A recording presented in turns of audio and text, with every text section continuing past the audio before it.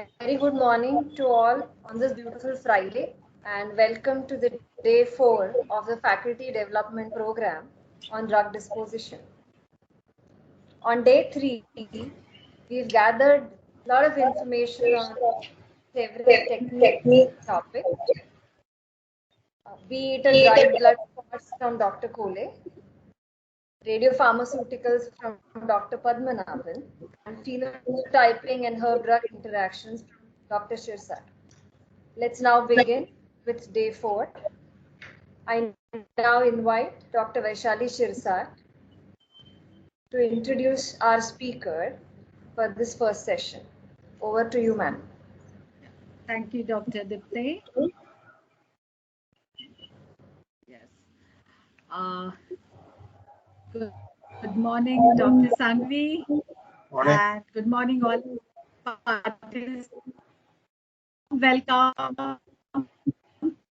to this day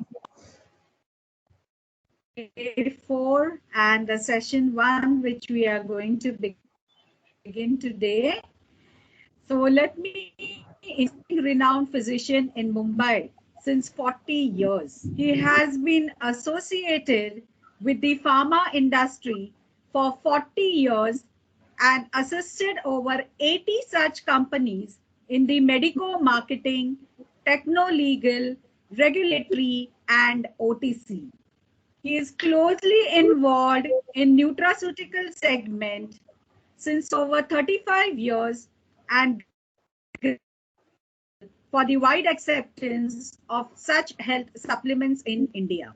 He has spoken at nearly 300 doctor CMEs in most metros and cities of India for medical professionals of almost every specialty and super specialty, addressed even overseas specialist doctors in Bangladesh, Philippines, Sri Lanka, and UAE, which includes Dubai and Abu Dhabi.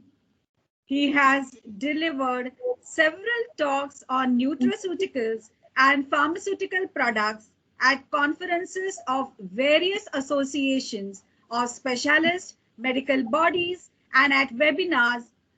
He has published 12 articles on various topics and edited one pharma management book. He is the chairman of the medical committee of Indian Drugs Manufacturing Association, which we all know IDMA, for 15 years. He has been appointed for the year 2021 as the chairman of the IDMA's Nutraceutical Committee for the 10th successive year. He is the panelist on the editorial board, National Formulary of India, and Journal of Obesity and Metabolic Research. He has represented the healthcare industry in various high courts in Mumbai, Chennai, Delhi, including the Supreme Court, to fight against the unjust government policies pertaining to the fixed dose combinations and the nutraceutical products. So as you see, we have a very eminent personality today who will be briefing us about the various aspects as far as the drug disposition is concerned. So over to you, Dr. Sanghvi, the floor is all yours. Yeah, thank you, Vaishali. Good morning, everybody. Nice and a pleasure to be talking on a particular topic like NDDS on the platform of Bombay College of Pharmacy and the associate other organizations. Now, NDDS is something which I have been associated right since 1980s, and the pioneering company in India I was associated for last 30 years. So quite a few of the NDDS which I produced, the designing, etc. Also, I had participated in giving the medical inputs which are required. So basically, I am a medical doctor, and you people are more specialist in formulation. So I'm going to restrict my talk basically to the medical aspects and not go into detail of formulation because that's not my forte at all. Now, if you look at the drug delivery systems, we have the conventional, which we all know, and the NDDS. Now in the conventional, we have the systemic. Sir, sorry to interrupt you. Your slides are not shared, sir. I shared it. No, you got it. No, just click on the PowerPoint, sir. Okay. Now? Not yet, sir. Ma'am, I think sir has to share the screen. Yeah. We had a mock. So sir will be sharing the slides. Now? No, sir. Dr. Sagar, can you just guide again?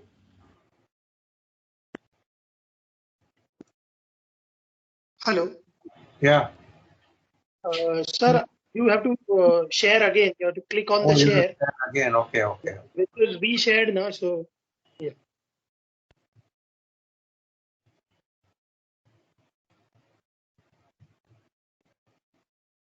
Will it come now?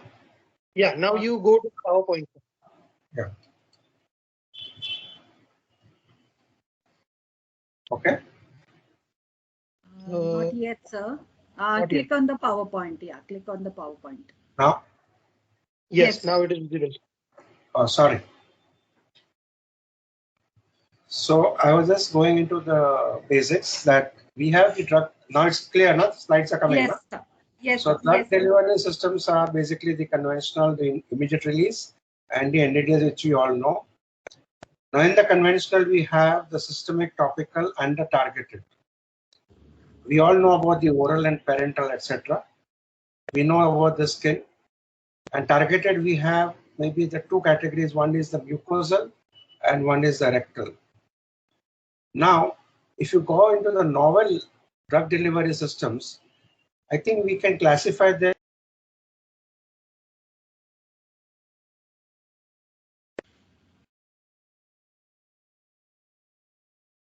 So we cannot hear you.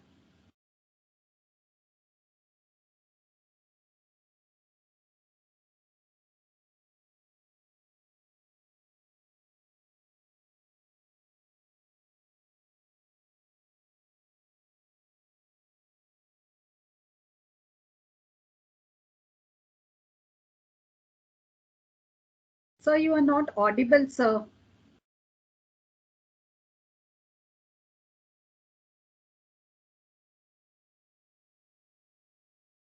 I think sir is muted. Oh, okay, sorry. Now we can. We are not tech savvy as you people are. Okay, so we have the drug delivery system, conventional and novel. In the conventional, we have the systemic, topical, targeted, as we all know. But in the novel, I would like to classify as modified and modulated.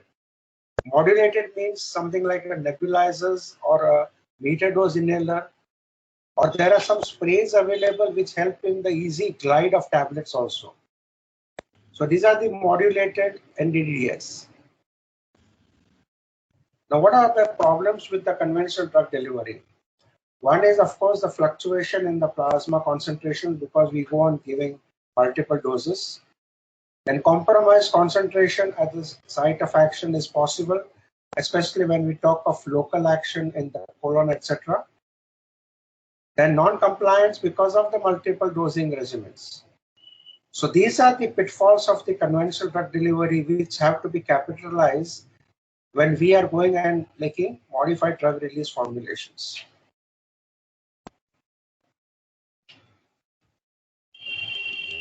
Now, as we know, this is the therapeutic window. Anything above that is going to be toxic. Anything below that will be subtherapeutic. So whatever we are giving has to come within this particular window. And in this particular window is very important whenever we are giving a design to find out whether we are going to get that sustained release or a controlled release drug, which is going to be effective at the end of the dosing interval. So this therapeutic window, especially the minimum concentration, maximum is of course required.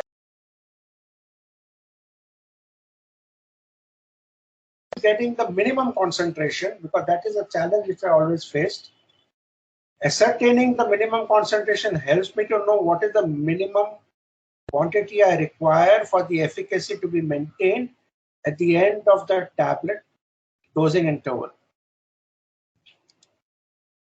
Now, the first NDDS product was introduced, I think, worldwide in 50s, and that was the Fefol Z. And I think in the 1980s, the Glaxo was the first to launch the salbutamol SR. You could correct me if I'm wrong, but this was the product which was provided by the company where I was consulting in 1980s. So I was quite sure this is the first product which they introduced. As far as India is concerned, Cifran came afterwards. Now, if you look at the various NDDS market, the growth rate is especially high in our Asia and even the Australasia. If you look at the market in the North America and Europe, that comes second.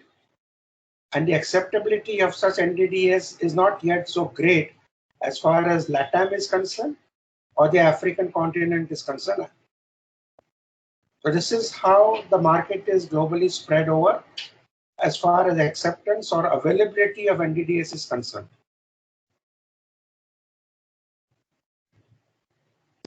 Now, if you split the global market, the most is shared by the North America, which is close to 36%.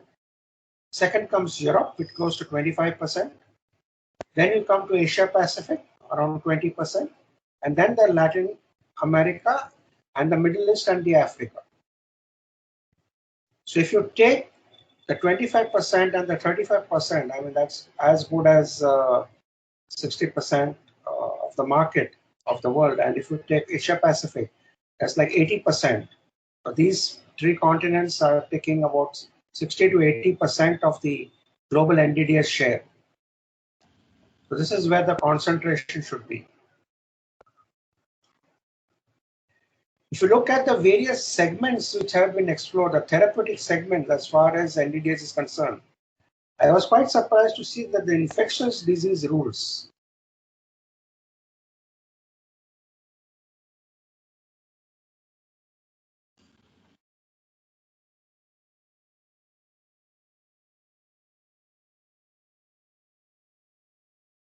So we cannot hear you.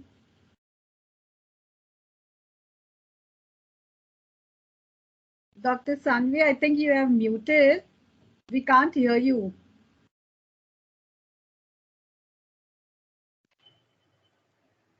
Yes, nice.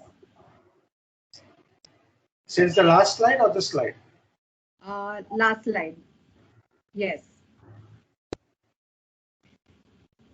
So this is the market share which you are seeing. Around 35% is North America, 25% is Europe, and we've put together is 60%. And if you add the Asia Pacific is 80%. But these are the three continents which are very potential. Now, if you look at this particular therapeutic segment wise, I was surprised to know that infectious disease is the most biggest segment for the NDDS, followed by CNS and CVS.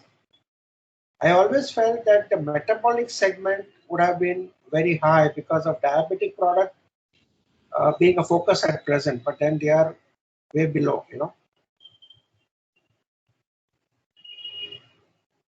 Now, this is the potential of the market. If you look at the market, it has grown right from the 1999, 21 US billion dollars, doubled in 2002 in 3 years, and another 3 years it again doubled, and in another 10 years it has doubled again, and it is going to be another 50 billion additional within the next 2 years or so, if Corona is going to allow this particular growth to occur. Otherwise, this may take a little bit longer time. Now, what about India? If you look at the market of NDDS versus the total pharma market, globally, it is 16%. But for India, it is 6%. And what has been projected is 20%. That means the gap between the 6% and 20% is quite good. and very potential, so that we have a lot of space and scope to launch NDDS products, because that is what has been projected to be the acceptability of such products.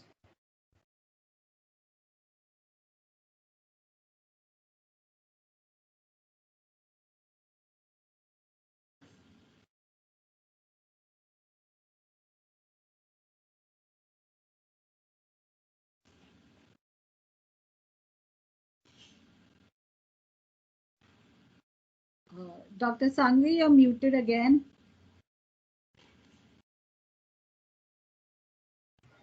Is somebody muting me? I'm not doing anything. No. Yeah, Okay. Now.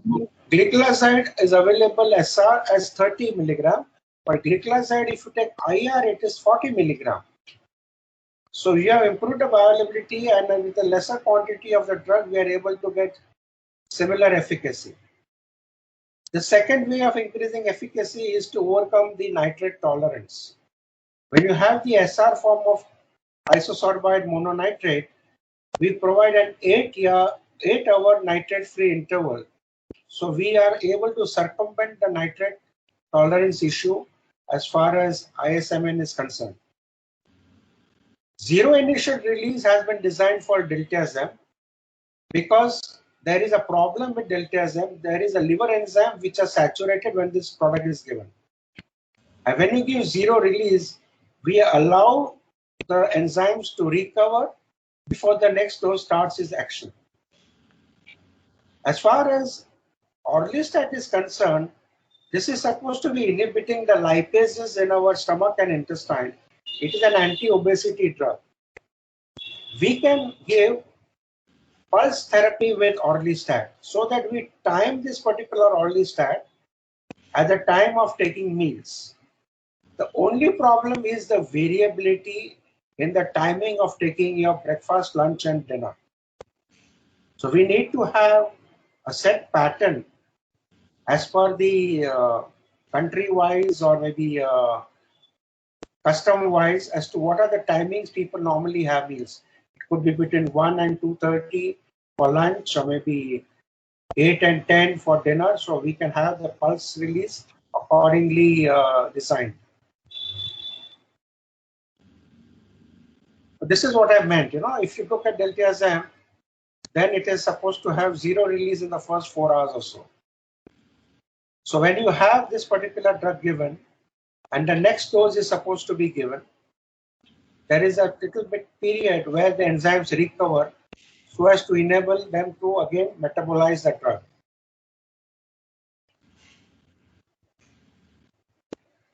Another thing is uniform effect and minimization of ADRs. So eliminate the peaks and troughs, because carbamazepine like drug or anti-epileptics for that matter, you cannot afford to have troughs because otherwise you can be susceptible to a seizure. Very important. Site-specific delivery will help in a better delivery of a drug at a particular location in the GI tract. So you have the 5-ESA, that is mesalazine, extended release to release in the ileum. You can take care of the Crohn's disease, and you can also take care of your ulcerative colitis. Colon release. In the colon release, we can have something like tinidazole, because tinidazole has a lot of gastric problem. And I believe tinidazole has a potential to get absorbed from colon. You could correct me if I'm wrong, but that's what the data which I could see. So we could target the release of tinidazole in the colon for whatever local action plus the systemic action. And we are able to overcome the GI side effects. Diminish the ADRs, especially when you have a drug with a narrow therapeutic window.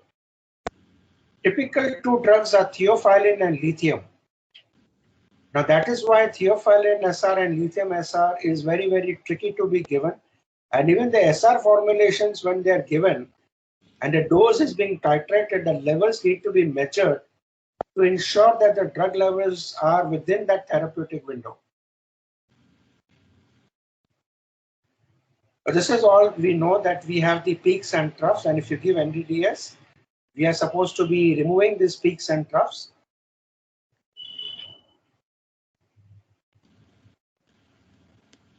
Another way how NDDS can benefit is it can be a valuable option for certain diseases which could otherwise be difficult to tackle.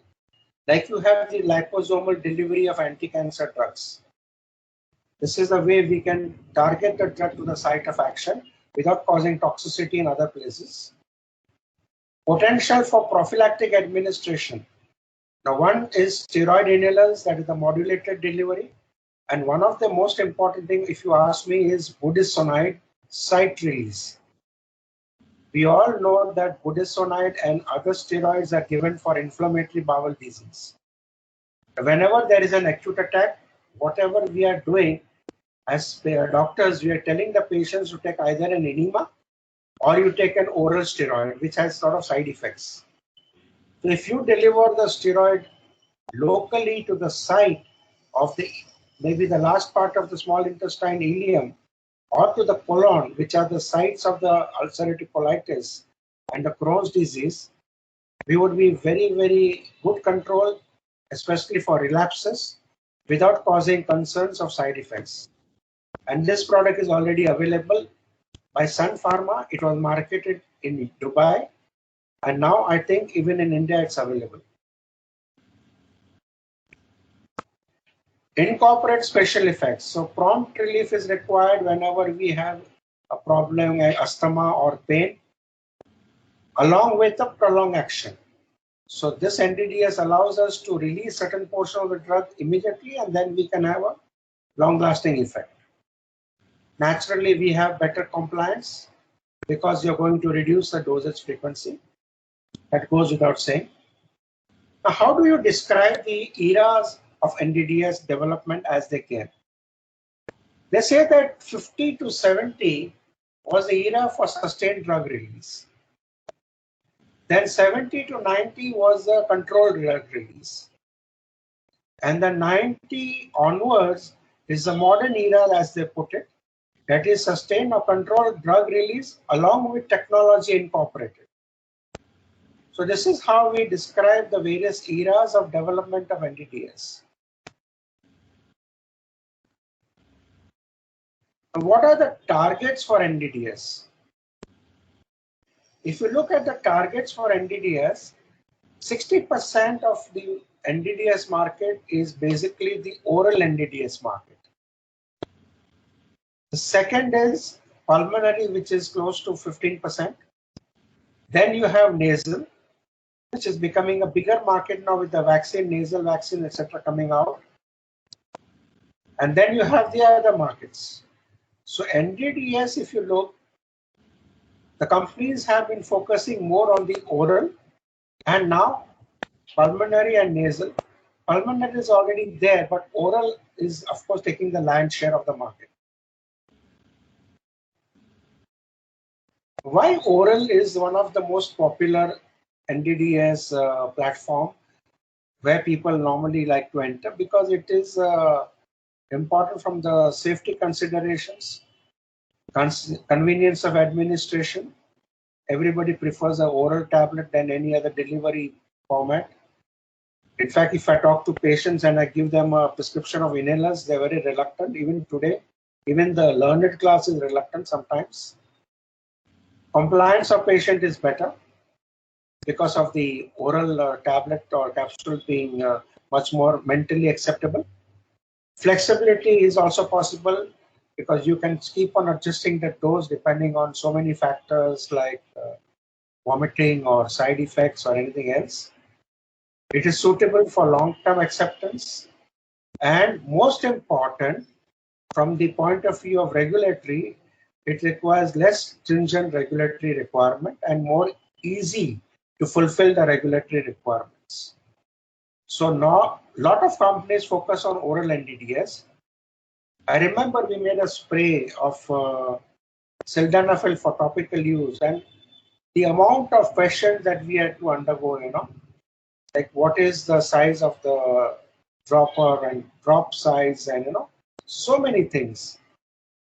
It was very, very difficult to go on and do the studies, etc., and get the product approved. The criteria for selecting drugs for oral NDDS.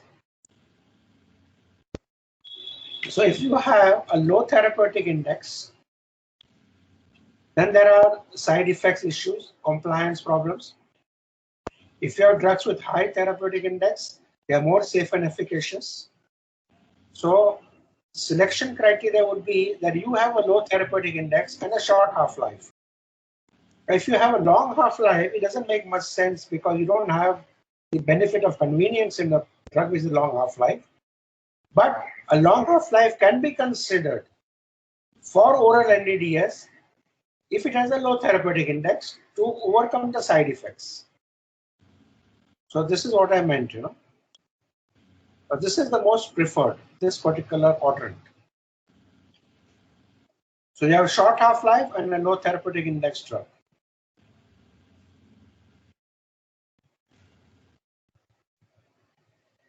Now, when you talk of oral NDDS, we have basically the SR and the CR forms that we see in the market. Now, the SR forms, as we all know, are the first order release, and the CR are the zero order release. And the CR form is supposed to give us a more flatter and a continuous maintenance of the plasma concentration, which is maintained without going up and down. That's a zero order. And we are going to release the drug in a zero order, which is fixed quantity as per the time unit. In the first order, you see the peak, it slowly rises and then it starts coming down. Here you are maintaining that particular thing throughout in between the therapeutic range of the drug which is known. So we get a continual efficacy.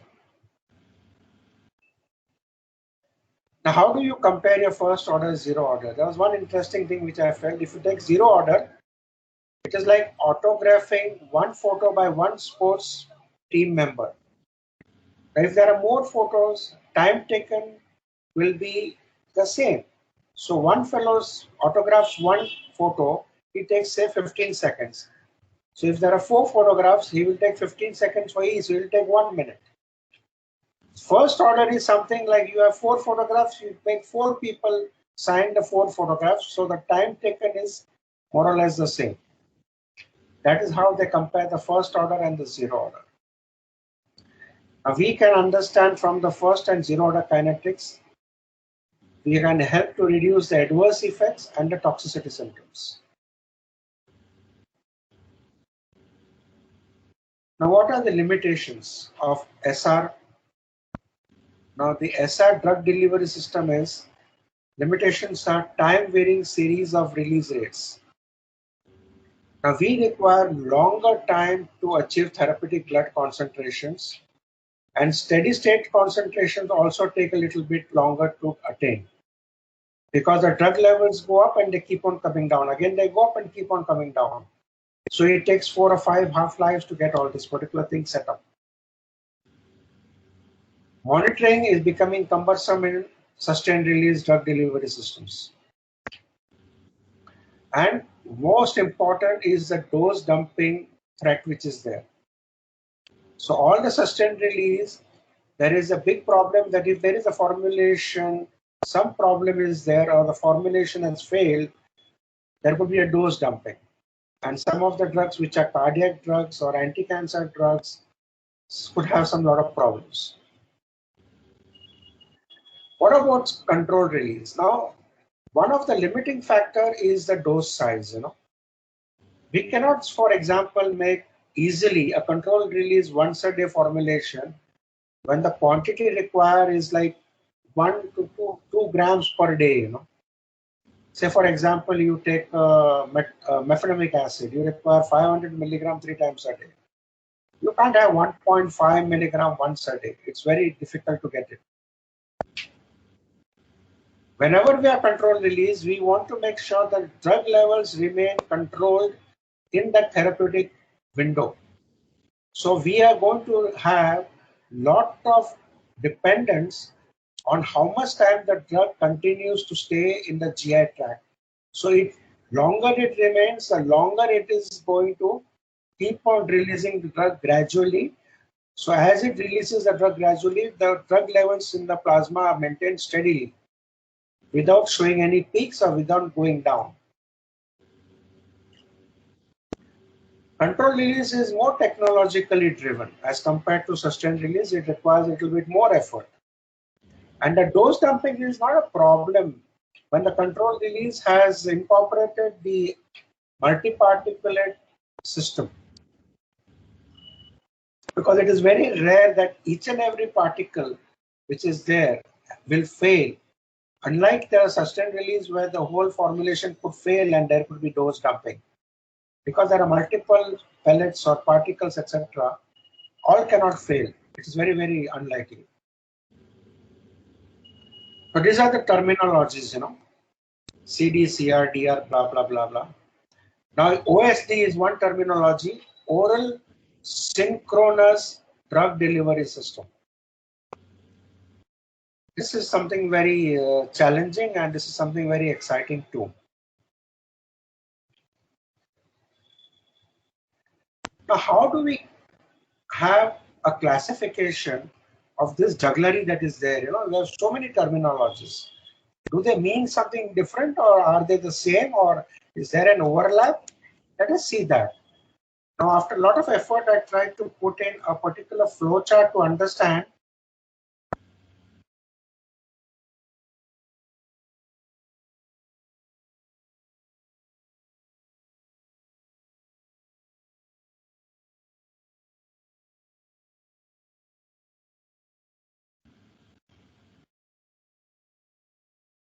Dr. Sanvi, we are not able to hear you. You are muted.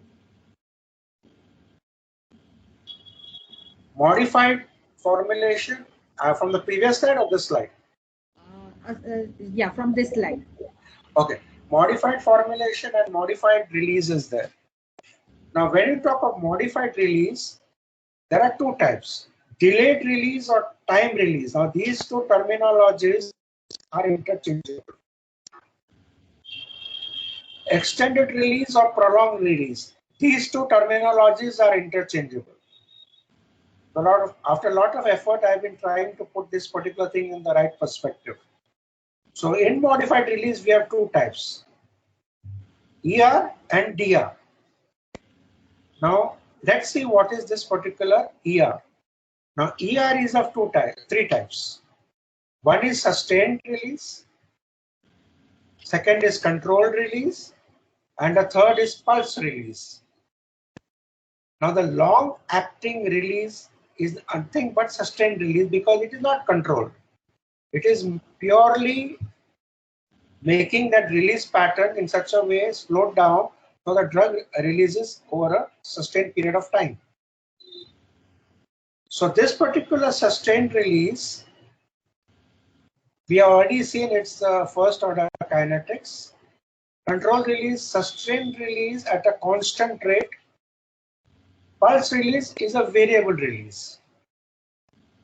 Now in pulse release, we have a subtype, which is a chronotherapy. So you are able to synchronize the release depending on the biorhythm of the body. Another type of modified release, depending on the technology, would be target release. So this is the nutshell of how we are able to say that the modified release means everything. It is a generic term for all the NDDS terminologies that we see. Whether it is extended or pulse or sustained or controlled, when we say modified, we have covered all. Even if you look at the Drug and Cosmetic Act, when we had discussion in Delhi on this particular act, it was accepted over there that the modified release terminology would be put in the act so that there is no confusion. It covers sustained release, control release, and everything else. Now, as far as extended release is concerned, which is the most important type of modified release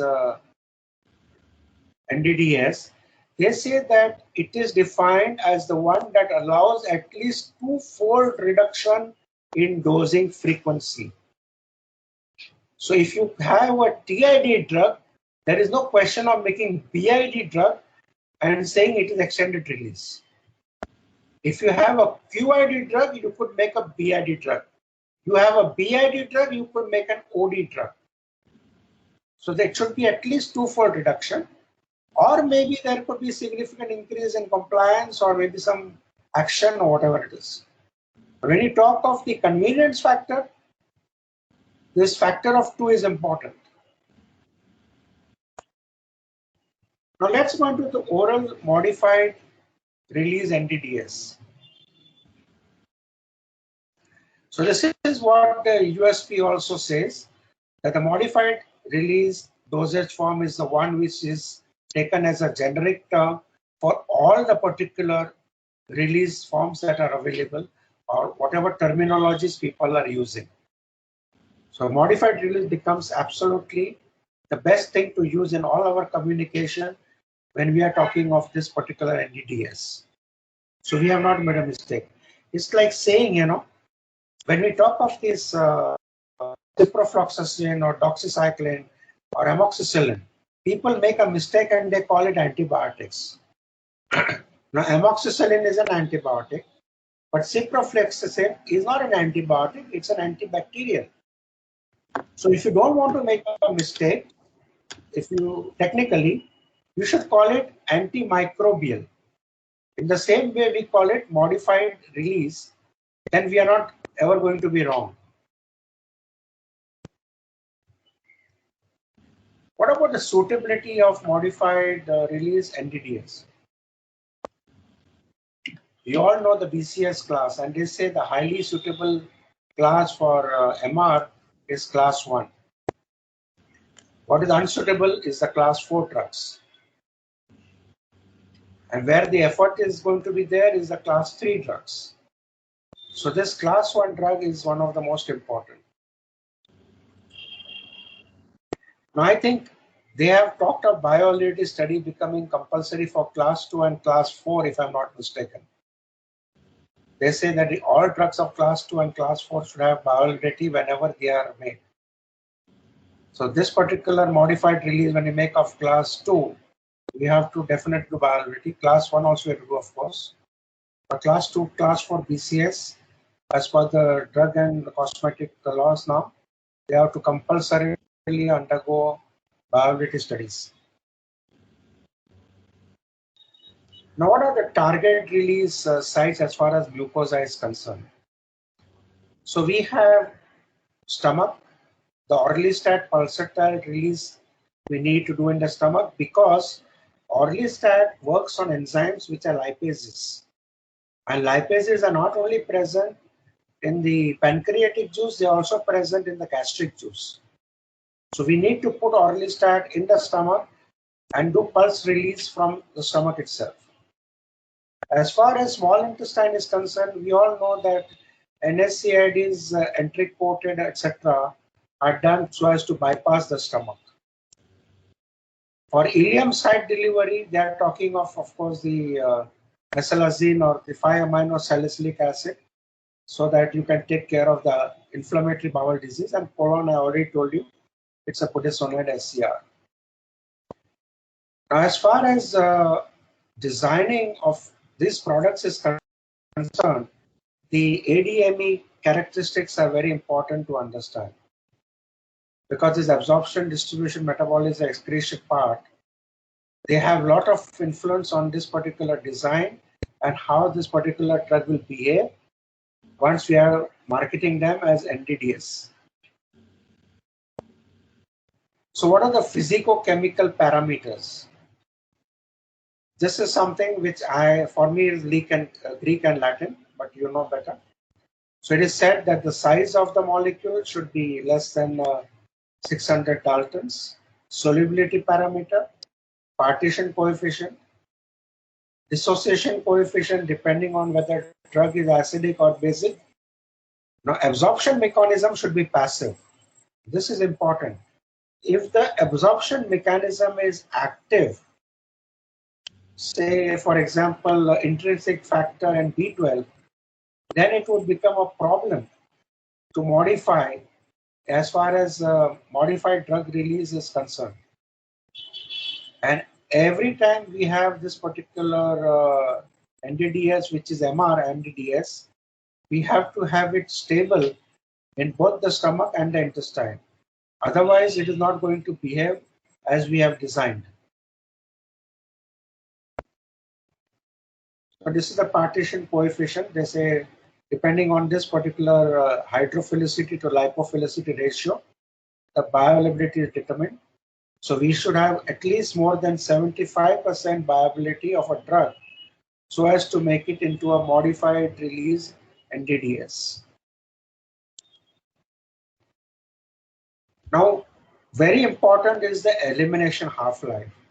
Now, if you look at half-lives of certain antibiotics, they are 0.5 and 1 hour. It is very, very difficult, or I would say impossible, to make long-acting formulations of such antibiotics.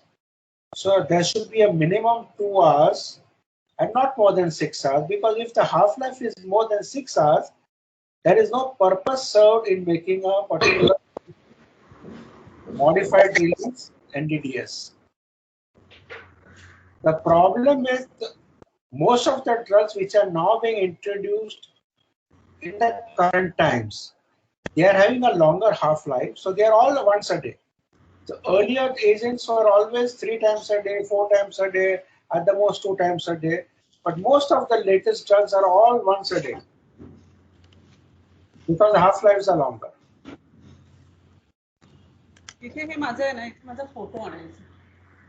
Dr. Ujjwala, please mute yourself. Absorption, metabolism rate, it should not be too high. If it is too high metabolism rate, then the problem is that the drug will be immediately removed and there will be no difficult to maintain plasma levels for a longer time. Total clearance should not depend on the dose, it should depend on how much is the drug available in the blood. And the therapeutic concentration is very important. As I've told you, my constant challenge in designing a particular formulation is to ensure that when I have to give it to my patients, that particular drug at the end of 12 hours or 24 hours as it is designed should be able to maintain the therapeutic efficacy. So that steady state level, the therapeutic concentration is very important to know so that the drug levels do not go below and become subtherapeutic so that we have a problem. Now, one of the things that they have capitalized is in telmisartan. Telmisartan, they say, is a better sort of ARB because the levels of the drug available before the next dose is given is good enough to give the effect so the blood pressure is maintained. And they say normally the heart attacks occur in the morning. So BP has to be maintained early in the morning. And for that, telmisartan has got better accepted. So this is a very valid point to understand.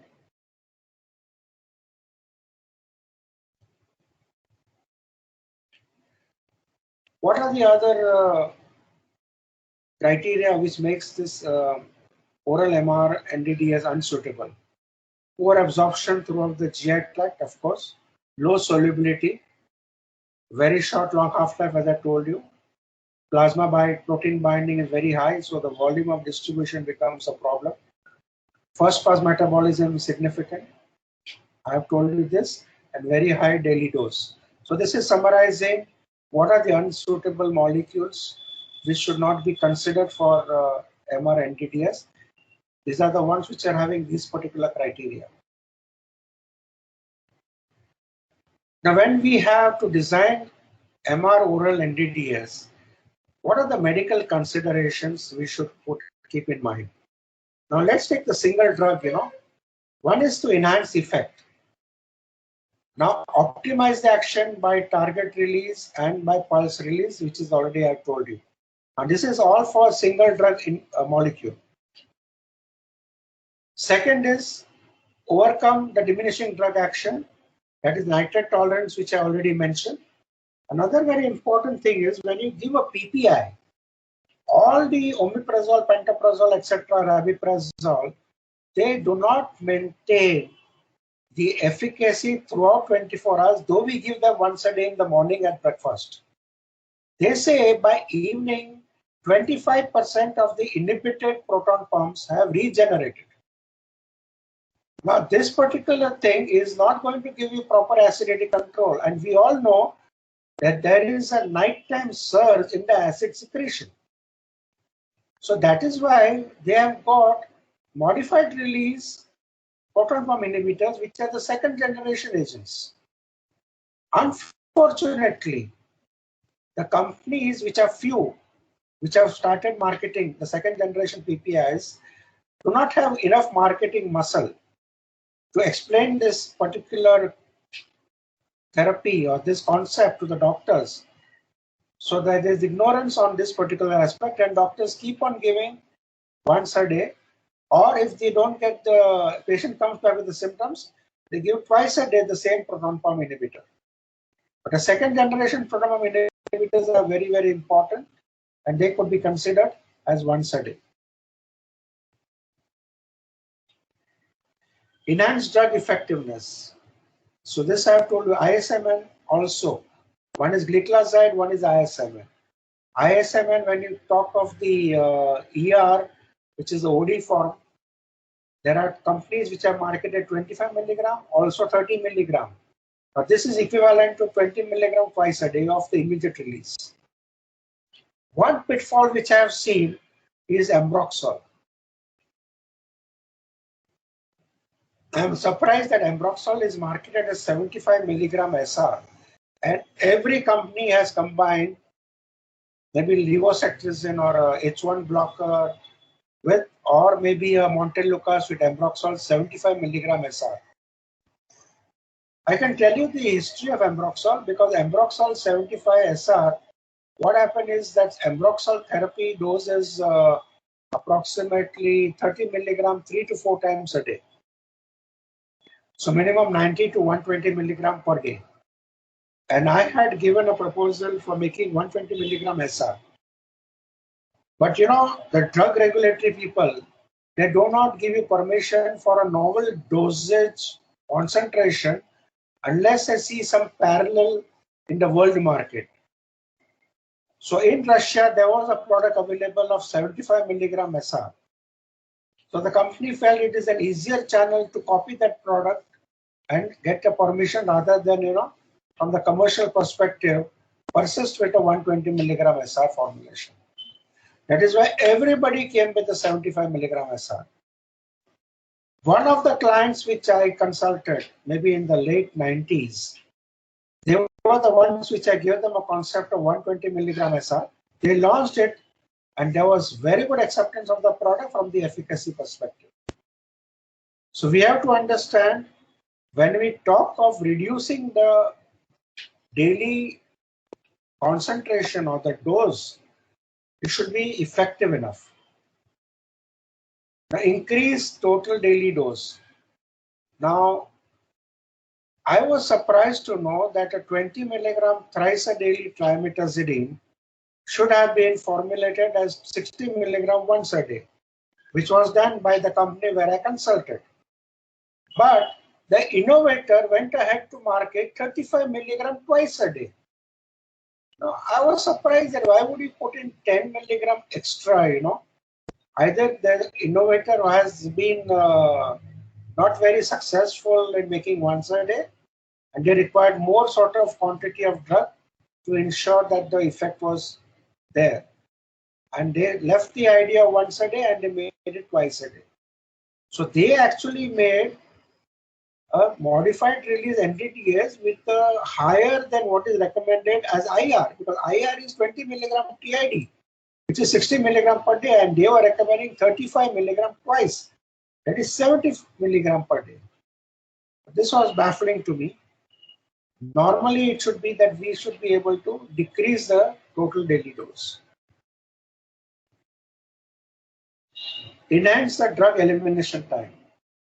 Now, there are two drugs which are very unique, which were available with very widely. Now, they are not widely prescribed. One is pentoxifylline, one is felodipine. These are inherently extended release. Means you do not have IR formulation available at all. When you incorporate pentoxifylline or felodipine, it has to be inherently extended release because it has a very short half-life as far as pentoxifylline is concerned, and felodipine has a very, very high drug clearance rate. Believe me, felodipine is a fantastic molecule. It's one of the best calcium channel blockers for moderate to severe hypertension. Most of the calcium channel blockers only work in mild to moderate. And this is one particular drug I used to give to all my patients. Unfortunately, there were two companies marketing and both the companies have stopped marketing. I get the stock from Australia incidentally. Enhance compliance. How do you enhance compliance? You reduce the adverse reactions. There are problems as far as GI intolerance is concerned with both metformin and doxycycline. So you could have a modified release dosage form to reduce ADRs and enhance compliance. You can enhance convenience naturally by reducing the frequency of dosing. Now, there is one thing which I would like to talk is about NSAIDs, Now, when you talk of NSAIDs, they are all available as entry-coated. And they say entry-coated NSAIDs are supposed to be more safer for the stomach because it bypasses the stomach. And this is a marketing gimmick, if you ask me. Now, if you look at the stomach, this is the lining of the stomach, which is the mucosa. This is the submucosa, which has the blood vessels. Yeah. Now you have in the lining the protection by three layers. One is the mucus gel, one is the bicarbonate, which neutralizes the acid and converts the HCl plus HCO3 into water and carbon dioxide, and one is the PGE2, which protects the lining.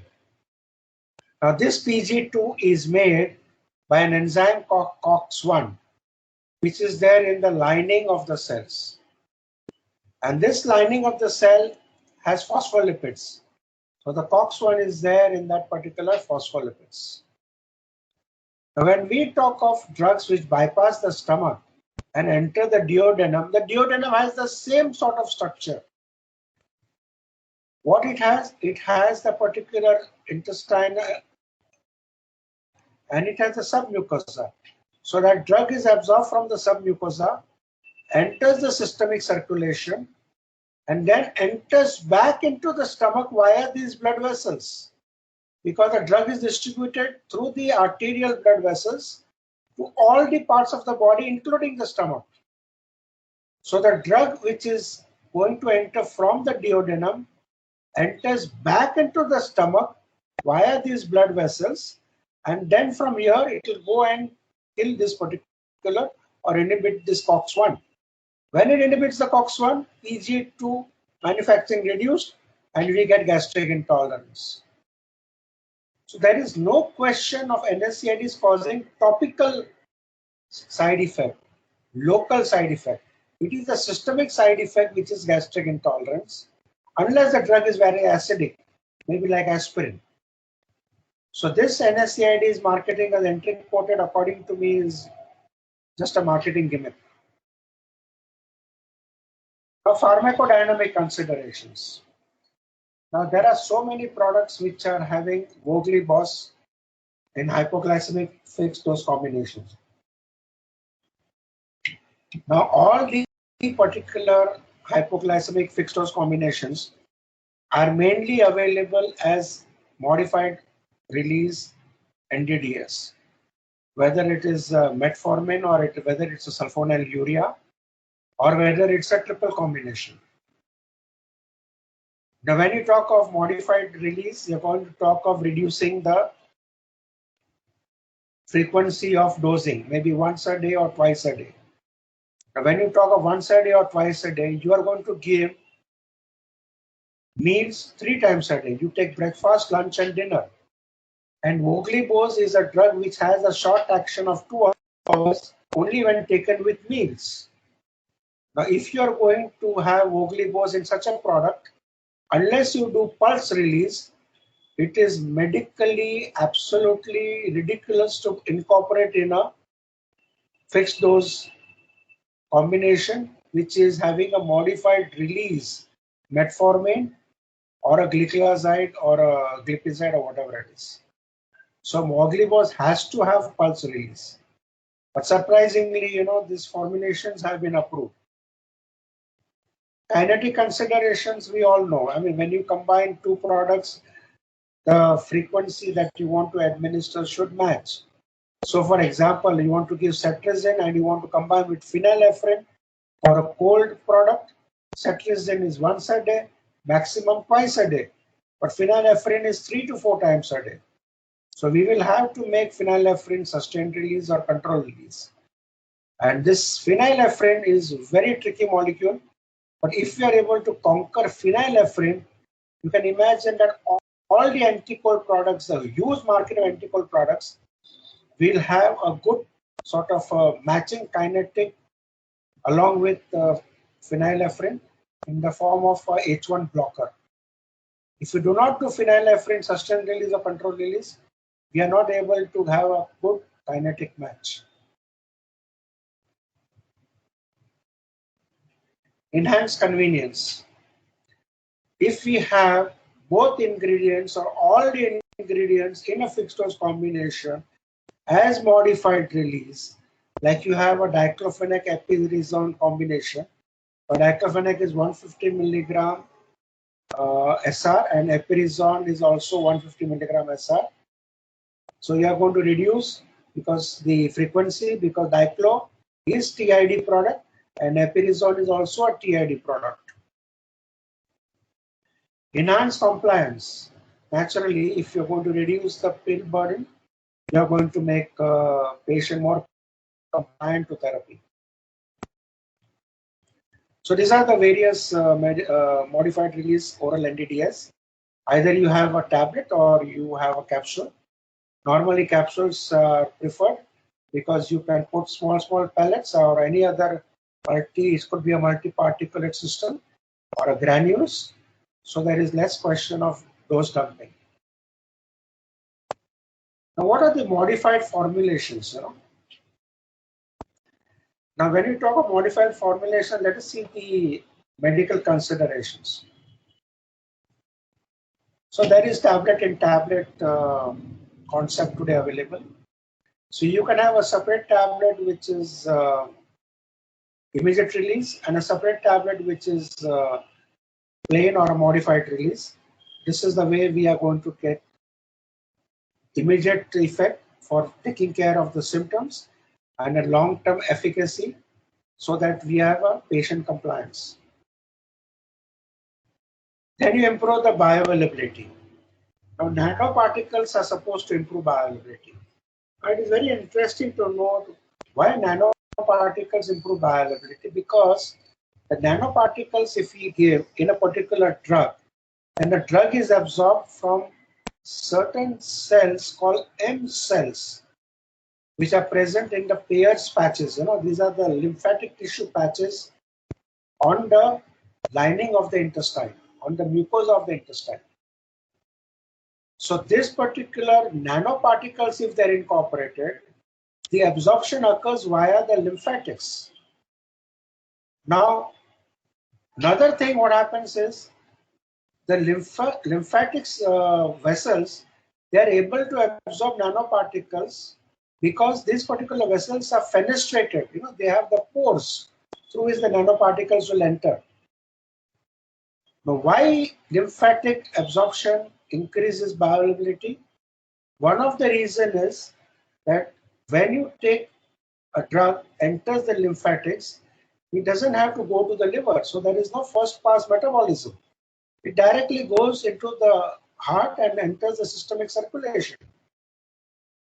Second, another mechanism of how nanoparticles help in improving bioavailability is it facilitates paracellular transport. Now, what is paracellular transport? So this is how you talk of M cell. So this is the intestinal lining. This is the Peyer's patch which is there on the surface. There is the M cell through which a nanoparticle drug will enter. And from there it will enter into the lymph vessels. Now, what is the meaning of paracellular? So transcellular is across the cell and it enters into the blood. Paracellular will be in between the two cells. So there is a tight junction. And if the particle size is very small, it is possible that it can go between two cells in that junction which is tight, and that is additional absorption which occurs. And when it enters inside, it can go into the lymph also, it can go into the blood also. So it will go more into the blood if it is nanoparticles, because the nanoparticles will go through the transcellular also and paracellular also. So it will enter more into the blood also.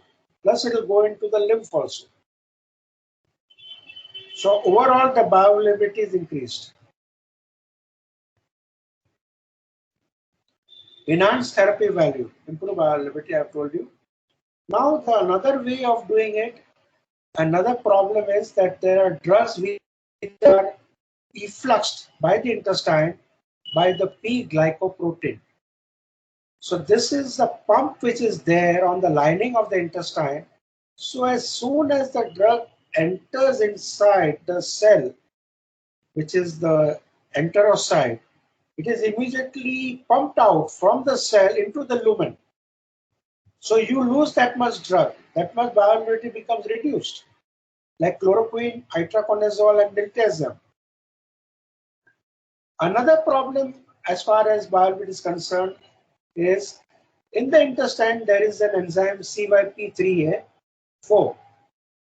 Now CYP3A4 is one of the enzymes which is very important for the liver metabolism of drug also. Now this particular enzyme is present in the intestine, and if the drug is metabolized by this enzyme, then the amount which can enter into the blood will be less, so bioavailability is less. So what we have to do, we have to block drugs, which we have to block the P-glycoprotein by some sort of mechanism, and we need to have some sort of mechanism to block this enzyme. Interestingly, there are certain drugs which are having double problem. So the P-glycoprotein pumps out a drug from the enterocyte into the lumen, and in the lumen, the drug comes in contact with this enzyme and destroys it. So double destruction of the drug, like cyclosporine. This is absolutely very dangerous, and this decreases the bioavailability. Interaction with food. One of the most important thing is the way to overcome is the mineral chelates. So you have the iron polymaltose where you have the carbohydrate chelate. Then you have the bisglycinate salts of zinc, iron, manganese, etc. And bisglycinate chelates are very important because you can give 2 or 3 minerals together without interaction. Normally you say you can't give calcium and iron together. But if you have a chelate form of iron, then you can give calcium along with the iron. There is no problem. Enhanced therapy value, again, another mechanism is NEDS, Self Nano Emulsifying Drug Delivery System. This is one of the ways to do it is by liposomal modified release NDDS. So if the liposomal NDDS is going to incorporate long chain or medium chain fatty acids, you will facilitate lymphatic absorption. If you have in the liposome a short chain fatty acids present, then you will facilitate the vascular absorption. So if you have a bioavailability issue, it is better to have liposomal drug delivery which is designed to incorporate long chain or medium chain fatty acids. Long chain are more preferable.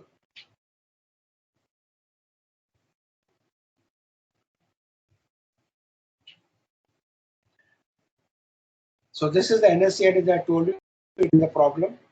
Now peppermint oil capsules.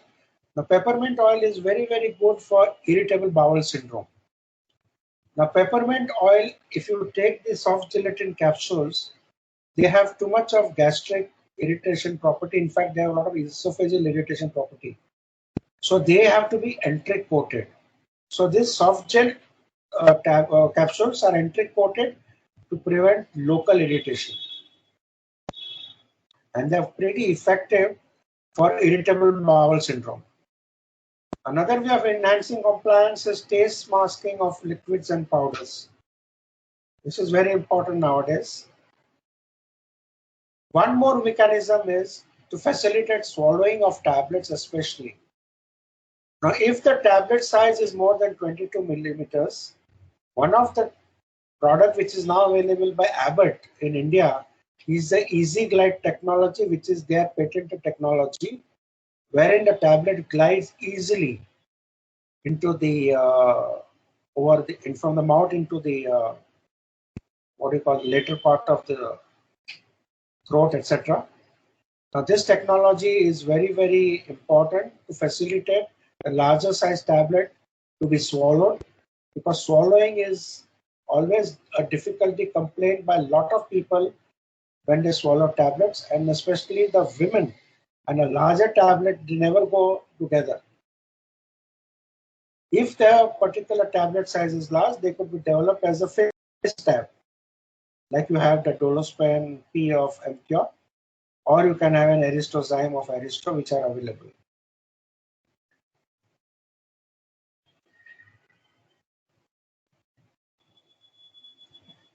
Now, another thing where we can talk of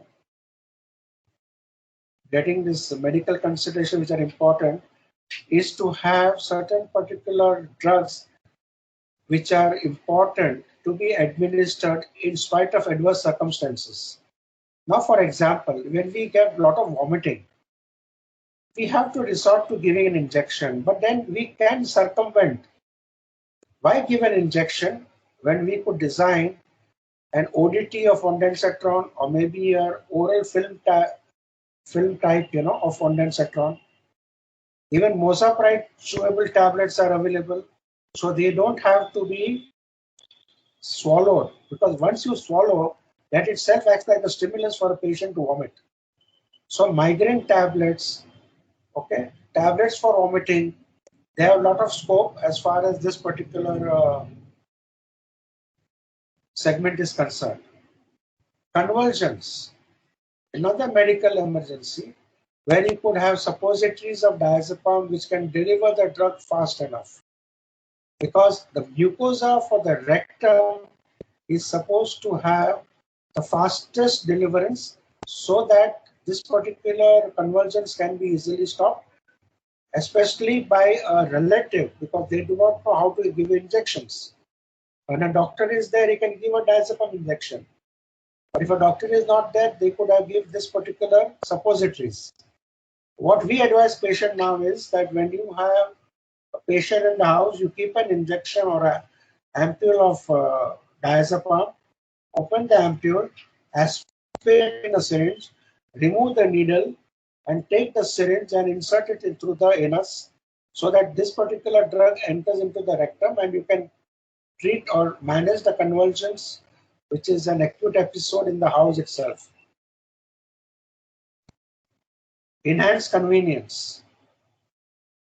Now, one of the problem of ORS is that there are sachets available and we have to keep on carrying the sachets.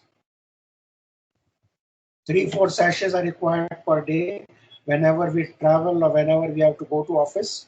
So now we have the ORS disposable tablet. So this is very convenient to carry, and it is easy to take also. Rather than open the sachet, cut the sachet, look for a scissor, these tablets are more easier to administer. Then you have your typical mouth dissolving tablets, oral disintegrating tablet, fast disintegrating tablet, fast melts, quick melts. These are all the variations. These are all the options available to us provided the drug quantity required is less than 400 milligram if the drug is insoluble, and less than 60 milligram if the drug is soluble. Then these options could be explored, so that there is no need to swallow, there is no need for water. You can take it irrespective of wherever you are. Another very unique thing is a press tab technology. So typically we have so many times when we want to take half a tablet. So if you have a press tab, I believe you just put the tablet on a flat surface and you just press the center of the tablet, it will crack into exact 2 parts. If you have a score, it is not very easy always to break the tablet.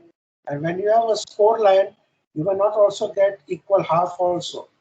But the press tab ensures that this particular tablets are exactly broken into 2 halves and very easily by just merely pressing on the middle of the tablet. And I have seen this tablet. It's one of the companies, which is a small time company, had developed it, and I was given a demonstration of the same also. So oral thin films are available of ondansetron for buccal transport. As far as the tongue is concerned, you can put something below the tongue, which you know. GTN and sildenafil is available for that. But I see a lot of scope when I think of Cinnarizine for your sickness, motion sickness, or for the dizziness that you get. Promethazine again for the same. Dexamethasone for an emergency. Diclofenac for pain. Dicyclovine dotravine for an acute abdominal pain, and salbutamol for asthma. So these are some of the drugs which have a lot of potential for sublingual, because you get easy sort of access to the systemic circulation. No need to go into the liver, and the time taken is also lessened as far as mechanism of action is concerned, onset is concerned. Supralingual, melatonin is available, but what we can consider is dicyclomine and trotavirine also. Oropharyngeal, we have the mouth dissolving tablets, MDT we have. Now, if you look at the NDDS and various sites, you have the buccal, you have the GI, you have the nasal, you have the dermal, and you have the vaginal. Now, the GI has the maximum advantages, 3 pluses. Acceptability, vascular drainage is good, permeability is good, and surface area is very large.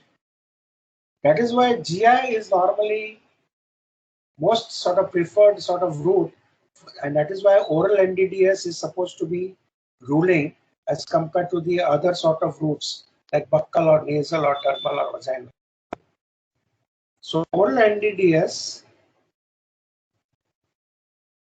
if it has to have a sustained release or a controlled release or whatever it is, and controlled release is preferable, there has to be an inherent additional technology, and that is gastro-retentive technology. So GRDDS is a very important part. If this is there along with a modified release formulation, this will only enhance the value of the product. Now, when you talk of GRDDS, it normally overall ensures that the product is retained for over 8 hours. Now, what happens is, why GRDDS? A fast gastric emptying leads to bioavailability concerns. So what happens is, absorption, suppose it occurs mainly in the stomach or maybe in the upper part of small intestine, maybe duodenum or the first part of jejunum. And if your emptying is fast, so time available in the stomach and upper intestine is not much, then there will be a bioavailability concern. One of the drug is baclofen, which has this concern. Now, another concern is if a drug is absorbed from the small intestine, distal part, metformin, because if metformin is absorbed from the distal small intestine, this is the place where there is also B12 which is absorbed, and metformin interferes with the absorption of B12. Everybody who takes metformin, if you measure your B12 level, it will be deficient. And that is why, thankfully, the drug controller and the SSC committee has already given permission to a fixed dose combination of metformin products with methylcobalamin. So you can delay the gastric emptying to ensure that it is absorbed from the upper part of the GI tract and not go too much into the distal small intestine. Recurrent dosing of drugs with short half-life, this particular thing for this we are normally giving MR, but if you have MR with GRD-DS, you have a superior product.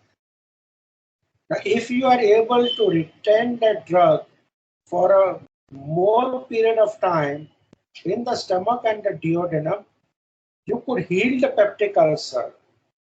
So there are drugs which could heal the peptic ulcer, especially when the culprit is H. pylori. Now, H. pylori is typically present inside the submucosa. It is buried inside and it is hiding inside.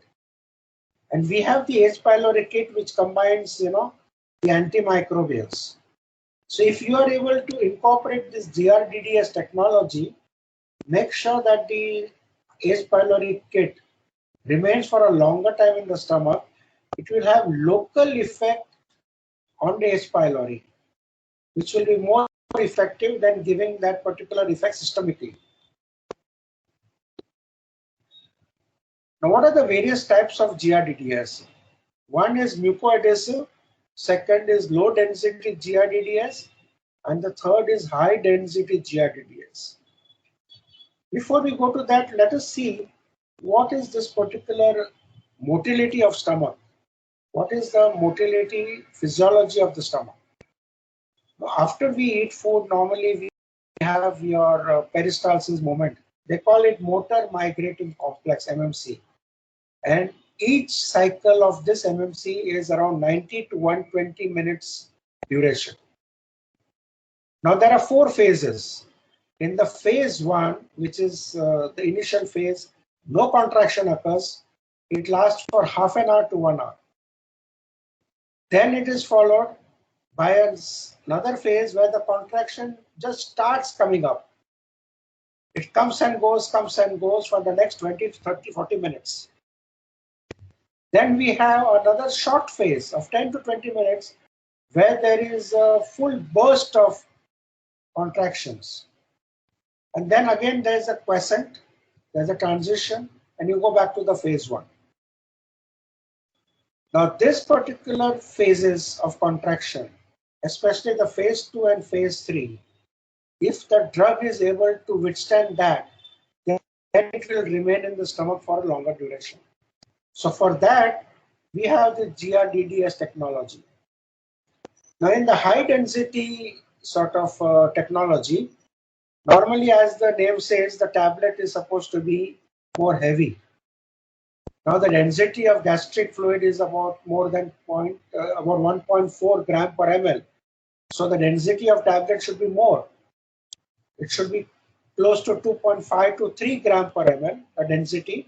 But normally tablets are around 1.6 gram per ml. That's what we have seen, the heavy tablets. If heavier the tablets, the more time is retained. Maybe 5 to 6 hours, or maybe it goes up to 24 hours also. But more heavy the tablet, size is more, and that is the problem in solving. The second technology is the low density. There are other names for it. It's called floating drug delivery or buoyancy drug delivery system, where the bulk density is less than 1.004 to 1.010 gram per ml. It should be less than the density of the gastric fluid. It should continue to float on the gastric fluid. So when that particular peristalsis occurs, this particular fluid is not disturbed. Only the solid material goes out and the food goes out. And since the fluid remains, the tablet floats on the top of fluid, it continues to be maintained in the stomach itself. There is a product available of diazepam, which is valve release, which is having this floating drug delivery system. Most important is the mucoadhesive or a bioadhesive drug delivery system. Now in the mucoadhesive, you want to attach the drug inside the lumen of the stomach so it sticks over there, and irrespective of the contraction strength and irrespective of the contraction duration, that drug is not going to be dislodged and doesn't go away from the stomach. It remains there for a longer time. There is another system which is called swelling and expanding system, which is a separate system. So the mucoadhesive GRDS, if it is combined with the swelling and expanding system of GRDDS, you get an additional benefit. Now, what is this swelling and expanding system? So this particular drug is coated by a polymer which will swell. Maybe it will swell to 100 times, so whatever is the size. Within 1 minute, as soon as it comes in contact with the GI fluids. Now, you know, we have the antrum, which is the last part of the stomach, and we have the pyloric sphincter. You don't want the drug to exit the stomach through the pyloric sphincter. So the drug which is swollen should be bigger than the lumen of the pyloric sphincter.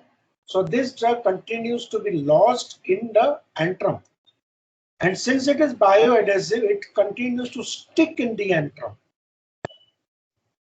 So this is a very potential and a very, very important way to delay the release of the drug going down from the stomach to the intestine, so that drug is released gradually from the stomach itself and you get a better controlled drug delivery system. Mucoadhesive GRDDS is there in the glimepiride plus metformin fixed dose tablets. Future potential. Now, according to me, what is version or what requires to be explored is a nutraceutical segment. Now, there is a product called St. John's wort. St. John's wort is supposed to be a psychotropic product for mild to moderate depression or mild depression, but it is supposed to be taken in multiple dosing. You can have modified release. Curcumin and coenzyme Q10 absorption is absolutely minuscule unless it is combined with piperine. Resveratrol absorption is only 1%, they say. So you have to have buccal deliverance of resveratrol if you want to have good sort of delivery. Another thing which is important, or which would be of promise, is a chronotherapy, where you tune the drug delivery to the biological clocks of the body. I'll just flash by certain slides to you understand that, you know, from midnight to 6 a.m., these are all the activities which occur in our body. And midnight to 6 a.m., these are all the symptoms which patients suffer most in a chronic illness. So if you have heart failure, you get some sort of a problem. Apnea means you get breathing trouble. Angina is more, asthma is more symptomatic in this particular period, midnight to 6 a.m. 6 a.m. to noon. These are the activities which are available maximum in the body. Of course, you know, NK killer cell activity is there throughout the day, but 6 a.m. to noon, it is maximum. So if the virus is supposed to attack the body in this period, it will be more likely killed than any other time it comes to the body. So understand this. Here also, these are the symptoms which we experience 6 a.m. to noon, especially sudden cardiac death and myocardial infarction. They say that as soon as we get up in the morning and we turn our body to sit up on the bed, that action itself makes the platelet aggregate. So the platelet aggregating drug, the anti-aggregating drug that we give, should especially be given in such a way that the efficacy is there in the early morning hours. Otherwise, this is the reason why we get most of the heart attacks in the daytime, early morning. Then noon to 6 p.m., these are the things which occur. In fact, I would say cholesterol is one thing I can pick up over here. cholesterol is 60% manufactured by liver, and the liver factory starts at 7 p.m. in the evening. I am surprised that everybody takes a statin in the night.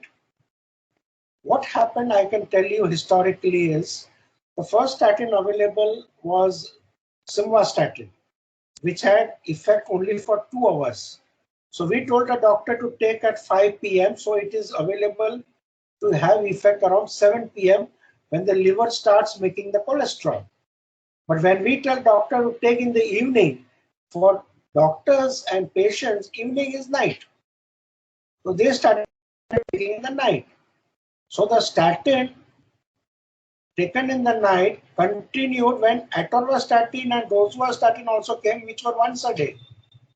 So you are taking a dose at 9 o'clock, 10 o'clock when the liver factory has already started. So because rosuvastatin, atorvastatin are once a day, you could ideally take in the morning time. So their effect is there at 7 o'clock, which is better than taking them after the factory has started.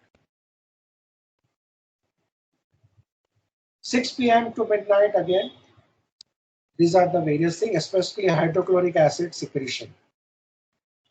So we need to have the second generation proton pump inhibitors, or nowadays they combine a proton pump inhibitor in the morning with the H2RA, that is your ranitidine or a famotidine at bedtime. This is important. Now, what are the benefits of NDDS? It provides a competitive edge to the product, maybe enables or excellent entry into regulated markets. That is where the acceptance lies.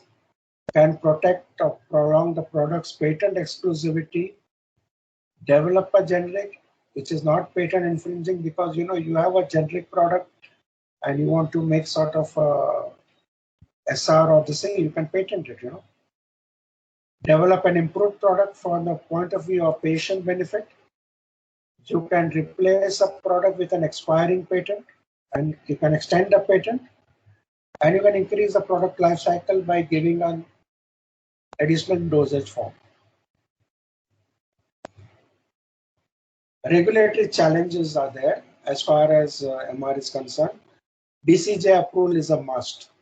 Multiple interactions are required with the subject expert committee. And I tell you, this is the most tedious thing to do. Both bio study and CT are necessary.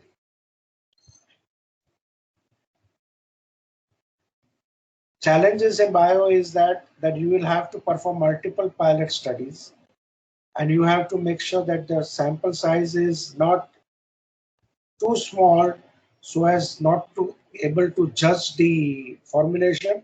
It should be not too big so as to make the whole project very expensive. So there should be a sort of a balance. The CT which is done, you have the other challenges, ethics committee permission. The investigator is normally from a government or a local municipal body. So if that particular institution is taken, you have the investigator challenges because they have too many patients and they have not too much time. Okay, that is the problem. Cost and time considerations, and sponsor CRO mismatch. As far as clinical trials are concerned, I always tell people that when you do a clinical trial of a fixed dose combination of an MR product, you compare that with another product which is a single ingredient MR product. Normally, initially what we were being told by the regulators is, if I have diclofenac and eperizone, both controlled release, I have to compare with diclofenac plus eperizone, both immediate release. I said, what is there to compare? This is, both ingredients are same, both concentrations are same. What will I compare? I will not show superiority at all. I will show non-inferiority. What is the point? So let me compare with another one. Okay. Suppose I have one modified release, one IR. I have to compare as compared to another product which have both IR. Normally, the conventional drugs are like graphite, and your modified release formula like diamond. And this is how you could, by your technology, by your expertise, convert that graphite into a diamond. And this is supposed to be the future for the industry. Especially the oral NDDS are the future for the industry because the intestine is huge. Intestine has a 200 square meter total surface area. So this particular oral NDDS is going to stay. Thank you.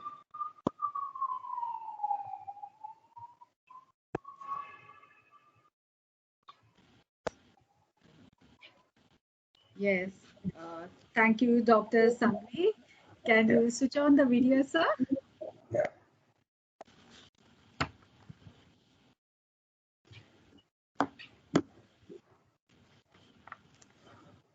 I'll have to switch off the slide share, no? Yes, sir.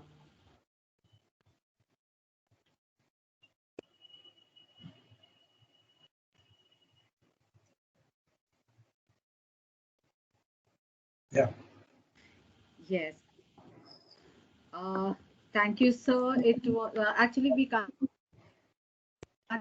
see you. Is there, no? Your video is not seen, sir.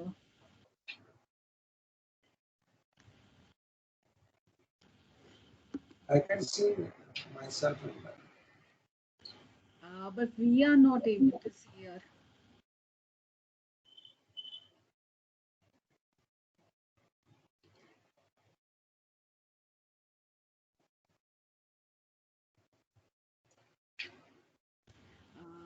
Okay.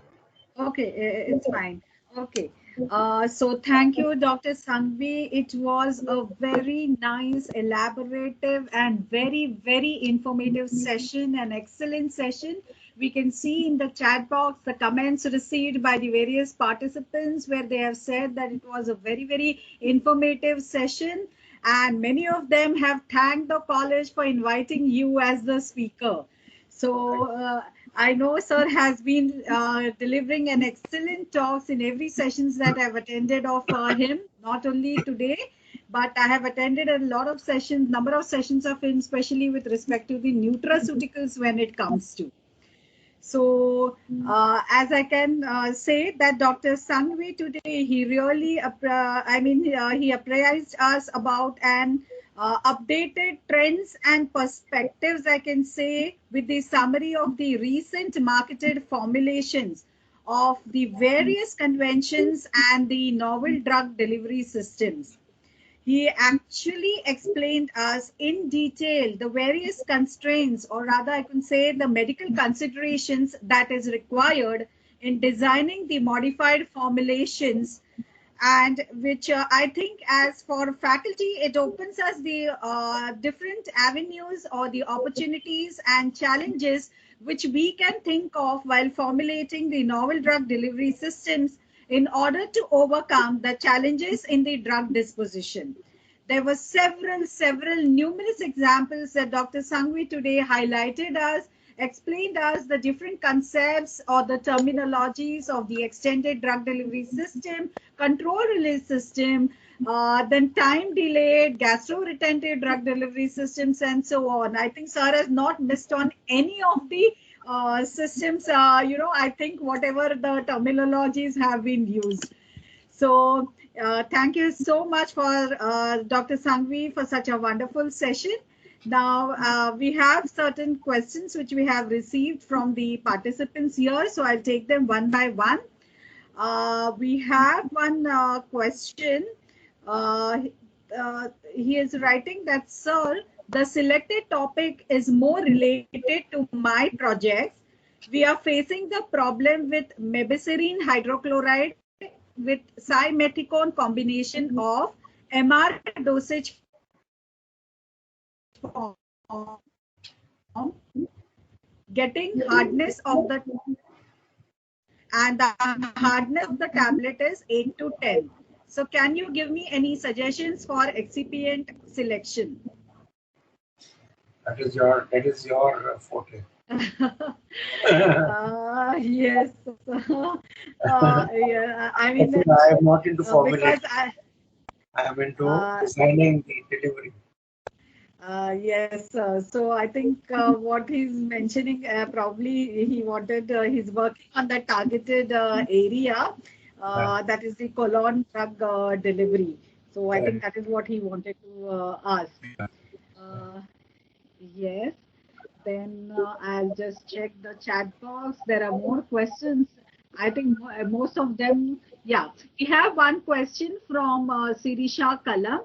She says that, sir, can you discuss about the scope of metal complexes or the suitable NDES that you would like to suggest for such complexes? No, I didn't get you. What did you say?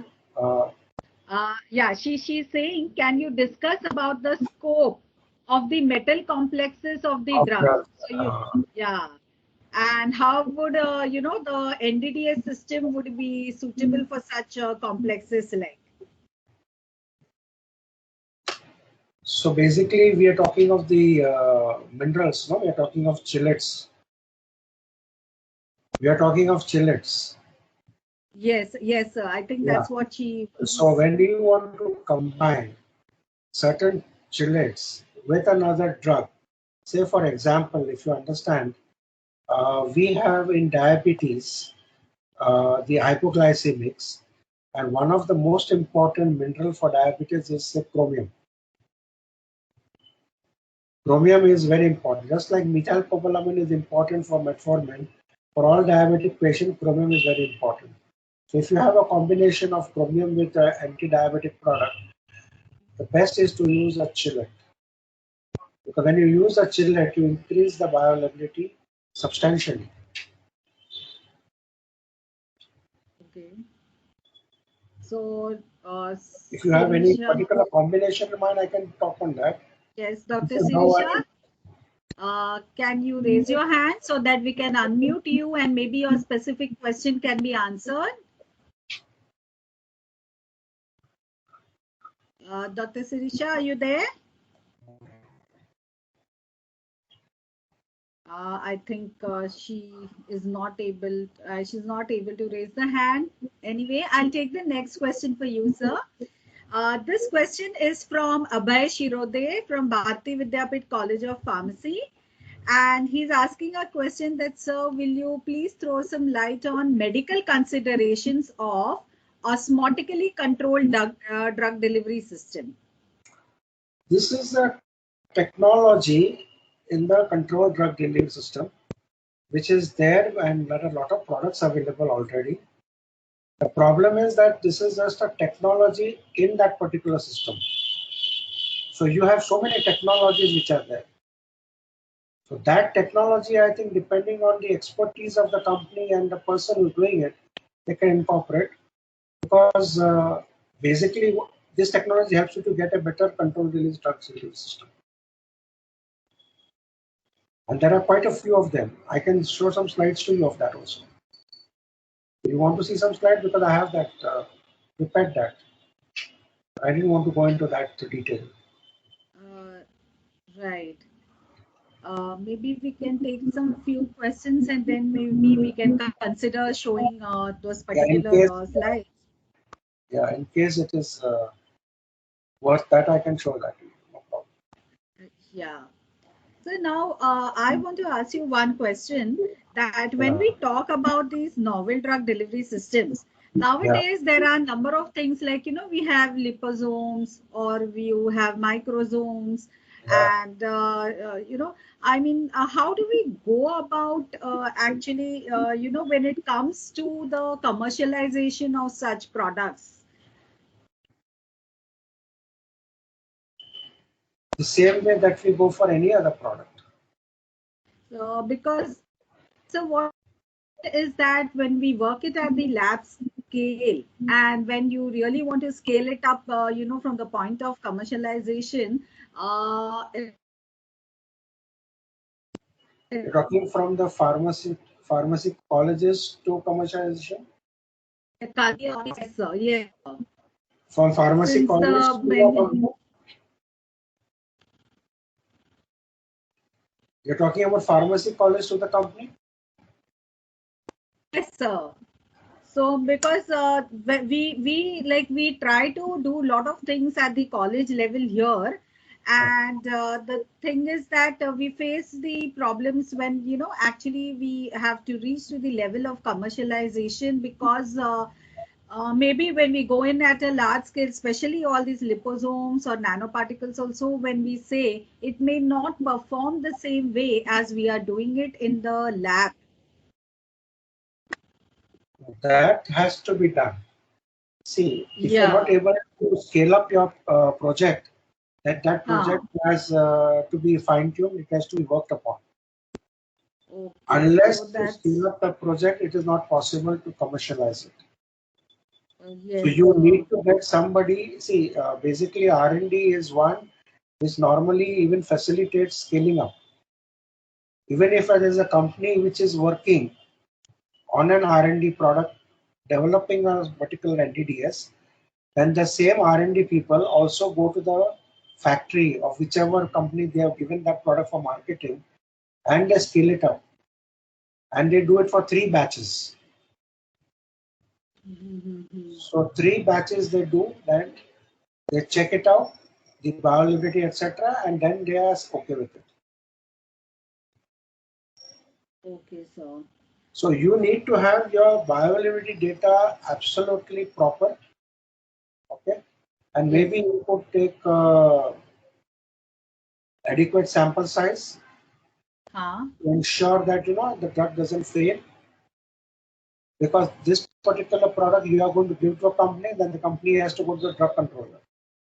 Yes, sir. Yes, sir.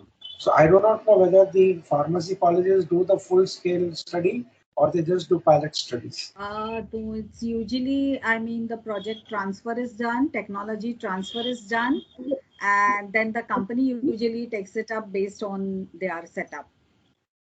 So that's how we go. Okay, thank you, doctor. We have one more question from Dr. Sunil Reddy, and he says that amphotericin B in the IV route for parenteral product of liposomes or emulsions, which is preferable? Again, That depends on the patient condition. uh, It depends yeah. on patient to patient. Yeah, it is absolutely. If So, it depends on the hospital's patient or whatever. okay, it depends from patient to patient as Yeah, well. severity, etc. So many things. Yeah. Okay, okay. Because nobody would So, take a chance. They would prefer parental when the exactly. patient is critical. Huh. Right, sir. Right. So, anybody wants to ask questions can raise the hand. Otherwise, then we can stop here. So, I don't see any hand raises. Okay. So, thank you, Thank you. Dr. Sangvi. Thank you, Dr. Sangvi. It was indeed a very, very informative sessions. In fact, I'll tell you more than the other questions, which actually, you addressed in your each and every slide, and you explained it. So, I mean, I would say it was an explicit presentation. So that's the reason, you can see that a lot of comments are there. Excellent session. And thank you for inviting you. And thank you, BCP, for again inviting Dr. Sangvi. So indeed, a very, very nice presentation. And thank you so much, Dr. Sangvi. As a token of appreciation and the acknowledgement from Bombay College of Pharmacy with respect to your contribution for this faculty development program, our students and the housekeeping staff, they have actually planted a sapling, and we would like to present the video for the same on for this.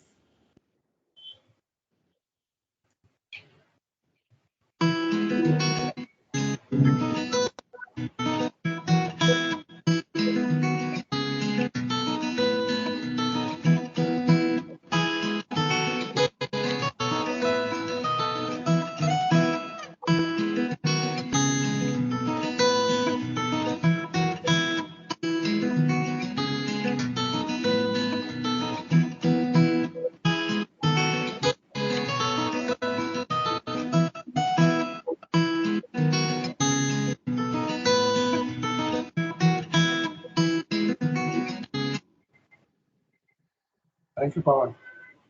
Thank you. Thank you, It everybody. was wonderful. Thanks a lot. Thanks a lot. Thanks a lot. All the best. Thank you, sir. Okay, so dear participants, the session 1 has ended. Now I want to make some few announcements before you actually leave, because 11:45 we begin with our next session. So I just want to announce here that I will be sending you all one email today with respect to one assignment which you all will have to submit. Now this assignment is in the form of one question which I have asked you all. Okay, and all you have to do for this is that you will actually have to frame one flow chart for that particular question. Okay, now this flow chart can be made either in the Word format, or it can be made in the PowerPoint presentation or anything. You can discuss with your friends, your colleagues in college, or then all those who are attending the FDP here. But each one has to prepare individually one flow chart for the question which will be sent to you all. Okay, so if if you want to know the question what it is, I can announce it now, and then I will send the mail also to you. So the assignment question is that, suppose in your research work you are working on lead identification program with a new chemical entity, and you want to understand its drug disposition. What experimental studies will you perform to investigate the drug disposition phenomena? So you have to highlight these in terms of the flow chart. Okay. Now this flow chart, you can keep it ready today with you or tomorrow with you. In the afternoon post lunch session, we will be having the assessment. So the assessment will basically consist of the multiple choice questions that are there. And in that form, like the way you did for the registration there, you have to attach a PDF form. So please ensure that you may use any, you may use Microsoft Word, or you may use Microsoft PowerPoint or anything. But then ultimately that file has to be converted into the PDF form. And tomorrow, when the assessment will be given to you, in that assessment, you have to upload that PDF file. Okay, so it is like a answer that you will be submitting along with the assessment that we will be taking together. So it has to be attached in that assessment form only. I'm repeating again, please do not mail me separately that PDF, whatever flow chart you are making. It is your answer paper. So you're in the, I will give you all one attachment the way you did for your registration process, that you will attach this particular assignment in that assessment form. Okay, so I will be sending you all the mail very shortly. So maybe by lunchtime you will receive that mail, and it's a teamwork. So you can decide your team, you all can discuss. Okay, but of course, each one has to prepare their own for the flow chart which is there, and each one has to attach it separately to the assessment form which will be given to you all tomorrow. Okay, so thank you all, and we begin the next session at 11:45. So thank you. Okay, somebody is saying repeat the question. Anyway, I'll be mailing it also. Maybe I'll post it in the WhatsApp also. So the assignment question is, suppose in your research work, you are working on lead identification program with a new chemical identity. What experimental studies will you perform to investigate the drug disposition performance? So you have to highlight this in terms of a flow chart. Okay, so thank you.